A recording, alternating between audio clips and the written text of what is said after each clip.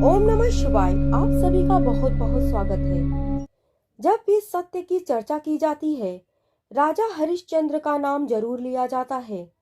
राजा हरिश्चंद्र सच बोलने और वचन का पालन करने के लिए प्रसिद्ध थे। उनकी प्रसिद्धि चारों ओर फैली हुई थी। रघुकुल के राजा हरिश्चंद्र राम भगवान के पूर्वज थे। ऋषि विश्वामित्र ने राजा हरिश्चंद्र की प्रसिद्धि सुनी। वे स्वयं इसकी परीक्षा लेना चाहते थे। राजा हरिश्चंद्र हर हालत में केवल सत्य का ही साथ देते थे। अपनी इस निष्ठा की वजह से कई बार उन्हें बड़ी बड़ी परेशानियों का भी सामना करना पड़ा, लेकिन फिर भी उन्होंने कभी भी किसी भी हाल में सत्य का साथ नहीं छोड़ा। वे एक बार जो प्रण ले लेते थे उसे किसी भी कीमत पर पूरा करके ही छोड़ते थे। उनकी पत्नी का नाम तारा और पुत्र का नाम रोहित था। एक बार राजा हरिश्चंद्र ने सपना देखा कि उन्होंने अपना सारा राजपाट महर्षि विश्वामित्र जी को दान में दे दिया है। अगले दिन जब विश्वामित्र उनके महल में आए तो उन्होंने विश्वामित्र को सारा हाल सुनाया और साथ ही अपना राज्य उन्हें सौंप दिया। जाते जाते विश्वामित्र ने राजा हरिश्चंद्र से स्वर्ण मुद्राएं दान में मांगी। विश्वामित्र ने राजा को याद दिलाया कि राजपाट के साथ राज्य का कोष भी वे दान कर चुके हैं और दान की हुई वस्तु को दोबारा दान नहीं किया जाता। तब राजा ने अपनी पत्नी और पुत्र को बेचकर स्वर्ण मुद्राएं हासिल की, लेकिन वो भी पूरी नहीं हो पाई। राजा हरिश्चंद्र ने खुद को बेच डाला और सोने की सभी मुद्राएं विश्वामित्र को दान में दे दिया।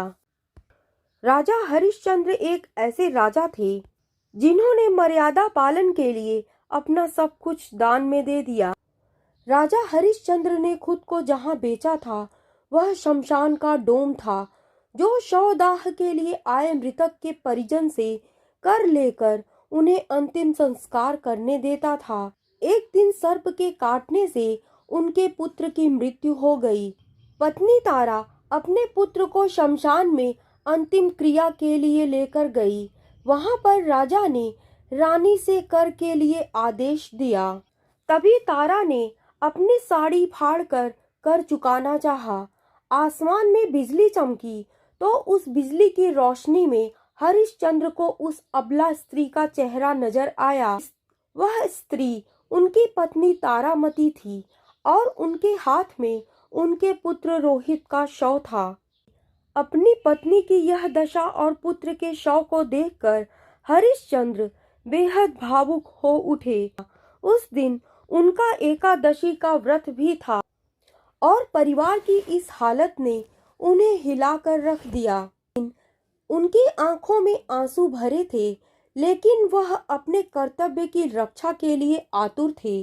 भारी मन से उन्होंने अपनी पत्नी से कहा कि जिस सत्य की रक्षा के लिए उन्होंने अपना महल राजपाट तक त्याग दिया, स्वयं और अपने परिवार को बेच दिया, आज यह उसी सत्य की रक्षा की घड़ी है।